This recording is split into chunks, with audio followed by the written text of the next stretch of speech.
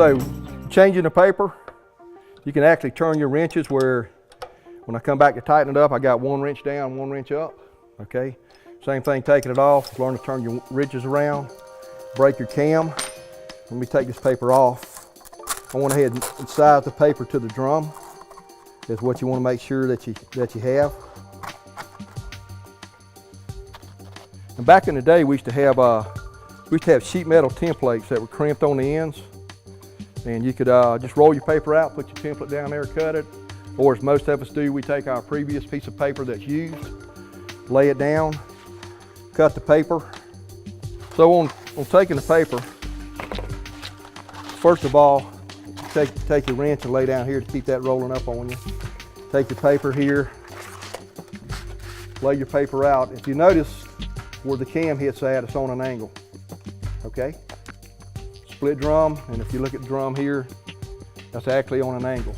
So that means the paper's cut on an angle. You put the paper straight in, you're gonna have a short side and a long side.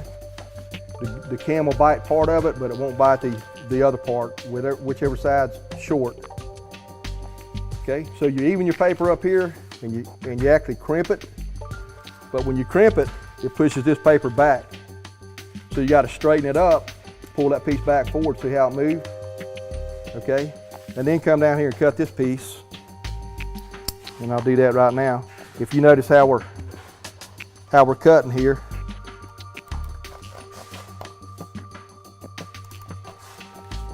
I know I had a razor knife there. And just bring your paper up and pop it. Got a little tear in it. Then again, go back, straighten your paper up, fold that, lay it back out, pull that tight, come back to DNC and be sure your paper's straight on both sides. Come back up, fold this. You can see it's folded at an angle. Okay, and immediately it looks like this paper is longer. But if you take it up, it's probably in the same length. There it is right there. Okay.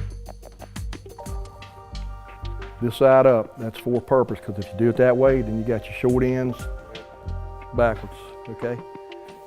If you have this is one of those things you protect with your life.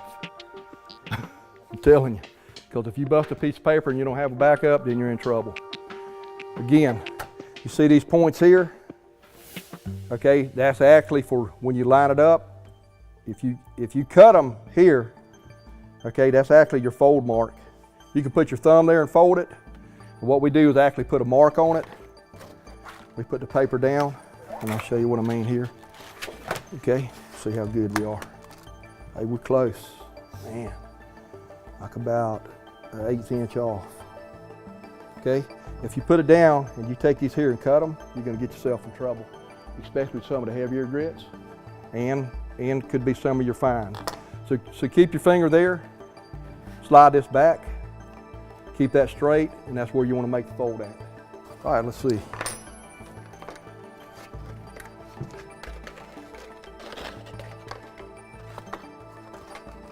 All right, number one, turn your drum. It's got some grit on it right here.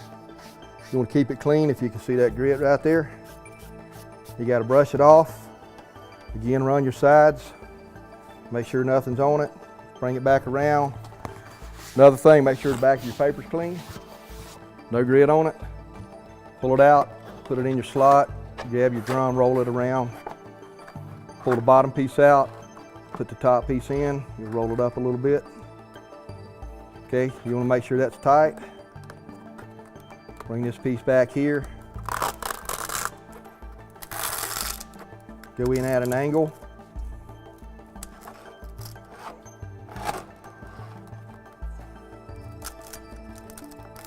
Okay, then I've got a 100 grit shim. It's actually 40 grit paper.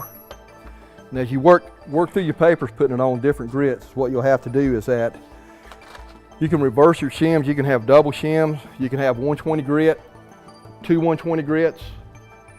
Okay, you can have 150 grit if you got the paper something to cut up. Okay, a lot of times you'll take your paper and actually rub it together on your rougher grits. It knocks the grit off, it slicks it off right here. It makes it easier for that shim to get in there and doesn't over tighten the paper. So what you can do is, I'm gonna actually put this shim in. When I say use 2 shims, there's another 100 grit right here. So if I was working with, it's 40 grit, if I was working with a 60, if I wanted these 2 shims to bite together, and then the paper to bite, the sandpaper to actually bite into the backing, I would put them together like that. If I wanted for the cam to slip, so when I tighten it up, if I wanted this to slip, I would put the 2 pieces of paper together. Okay, and the reason is if you bump it down, you know it's gonna go one way or another. Either the paper's gonna be too loose or it's gonna be too tight. And as soon as you bump it down, pop, you just pop that piece of paper. So to get a little bit of forgiveness in there is put 2 thin shims in, so when that top cam moves or the bottom cam, whichever one you're gonna move, it'll actually allow that to slip, and you're good to go. And you just keep bumping it until it pulls it tight, and then you're good. And then if you wanna, what I call put a crimp in it, bump it and turn that cam where you know it's not gonna break loose, then you're good to go. Okay, the other thing is that putting the shim in with the grit to the grit on the top or on the bottom makes a difference. Okay, so on here, as I pull it tight, once you get it in, you grab your paper like this, pull it together on one side, take your thumb, make sure the top and bottom is pushed tight. If you can see, I got about a 1/4 inch movement out of that. Work it across, then take this hand and hold that. Press that in, get back to your top, okay? And once you get that, you actually want to look down your side to see if your papers line up. And what'll happen is I'll show you because it just happened here, which is a good thing. So I turn to one cam, go back, tighten that paper, get the next cam, okay, I'm gonna bump it tight, now the top cam's slipping. Okay, and that paper's on there. Now what'll happen is, if the paper's not exactly perfect, as you can see it's heavy on one side, part of your drum showing on the other side. That right there is okay. If it was any more than that, you'd be in trouble. So let me talk about it. You put it on there, you put your shim in, so let me do it this way. Okay, and you start to pull it tight. It's either gonna be loose here, it's gonna be loose here, it'll be loose here, it'll be loose here. And when it's perfectly tight in the front, straight through the back where the slot is in the drum, the split is in the drum, there'll be an area right here in the back that'll loosen up. So you got it tied all the way around, except for right here. And that little spot in the center can chatter. So then you got to go back and actually unloosen your paper, slip your paper over, so it actually pulls the paper kind of at a slight angle, and it'll actually pull that hollow spot back out of it.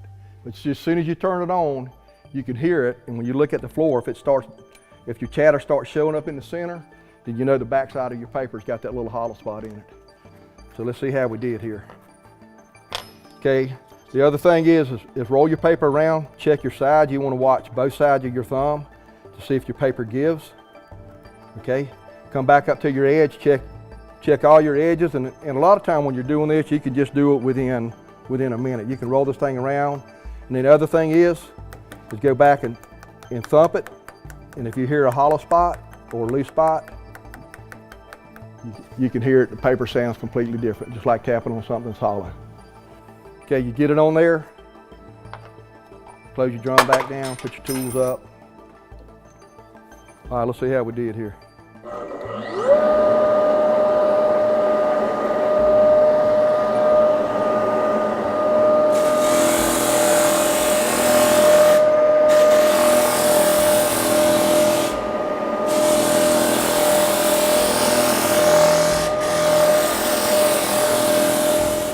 If you have any questions or comments, feel free to contact us at americansanders.com.